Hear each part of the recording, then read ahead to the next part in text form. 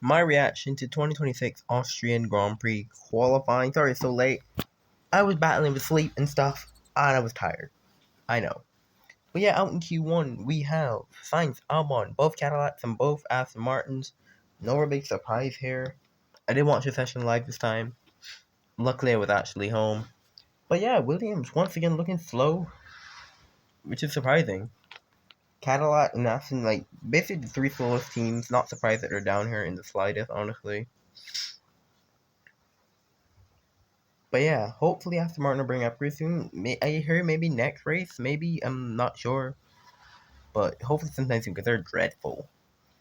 Anyways, into Q2, where we had Gasly, Bortoleto, Behrman, Hulkenberg, and Ocon, and Colapinto out. No real big talking points here. Gasly almost making it through to Q3. Almost knocking out Max, which was crazy. But yeah, no, I thought Audi was going to be quicker. It did look really quick in Q1, but obviously there's only like 2 grid slots available, and, you know, a certain team was just really on it today, so. But yeah, the Audi especially, it looked really hard to drive. Especially in the last couple of corners. Like, it was like a handful for both drivers. Surprised that it didn't like spin or anything. Not sure what happened to Franco. That he's 16th, because I thought he was doing pretty well. But yeah, then I randomly see him in 16th.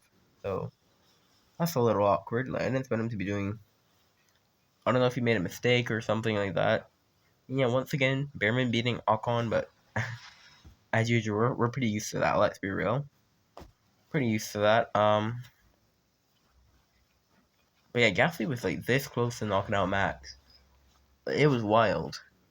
But yeah, Alpine not making Q3. Did they make it last race? I don't think they did. But yeah, speaking of Q3, let's go into that now. Where is Russell on pole in quotation marks? Don't worry, we're going to talk about it. Obviously, Max Verstappen crashed. We'll get to him later, but the controversy, like the yellow flags and stuff, do I think Russell deserved pole? I think so. It's a bit controversial. Like, he should have slowed down. He did slow down, which is the thing. But I thought you had to come to a complete stop. But the thing is, it's like he just knew the rules and he followed them, so no penalty for him because he literally did what he was supposed to. But yeah, his ball was kind of out of nowhere. To be fair, Mert was quick the whole weekend, but it was looking the momentum was looking mostly on Antonelli's side. But it's like, how is your car that strong that you like lift off and you still get pole? The thing about that is that corner, like you could lift off and still carry speed through. So I'm not sure like how he managed to still get pole. It's going to be like second at best, but yeah, the Mercedes were challenged today. They were challenged, which is good for us to know. And yeah, Antonelli's fourth, so this is a good shot for him to potentially win the race and get back some points in Antonelli. But yeah, 2-3 for Ferrari. It was a 1-2 for a couple of seconds, unfortunately. But yeah, it seems like I was kind of skeptical about their engine upgrade, but it seemed like for the most part it has worked. Because I thought Austria would be a horrible track for them with those straights, but it wasn't bad. They were a bit lucky because I think Verstappen was looking like he was potentially going to get pole. Of course, Antonelli didn't get to set a final lap. But it is what it is. Antonelli fourth. He can still fight for the podium. We know how strong he is in races. Verstappen, a rare crash from him. It was generally his mistake, just pushing too hard for pole. Yeah, these things just happen. I still think the Red Bull has a great pace.